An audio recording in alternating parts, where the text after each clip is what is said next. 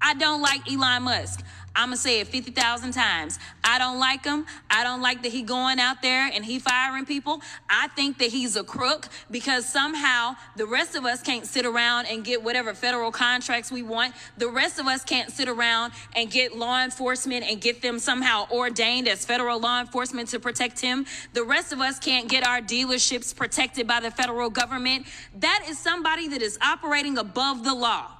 For whatever reason, just because he has a lot of money, more money than everybody else. And yes, I am happy to see that on my birthday, which is what I said, there were peaceful protests around this world against him because he is a problem.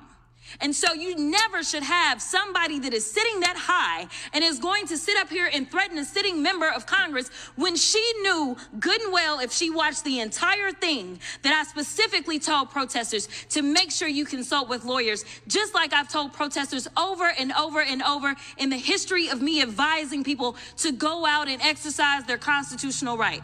The fact that there are other sitting members that have received letters of threat from this new DOJ tells me that they are about retribution and they are not about following the law. The reason that our party, or I won't even say our party, our country is torn apart is because we can't even agree on right versus wrong. This should not be left versus right. The only thing that we're asking is that we have law enforcement that will show up when there is an actual crime. If somebody calls and says, hey, I need you to investigate this cyber crime, or I need you to investigate this child pornography, or I need you to investigate this robbery, then we want somebody to show up, and we don't want them to look at us and act as if just because I'm black or because I'm woman that I am not worthy of having that case investigated, because we have an administration that is continuously railing against diversity, equity, and inclusion, or we don't need people that show up that feel like diversity should not be valued. That is why we should have somebody that may show up and looks like me. The final thing that I'll say, because you've been gracious, is this.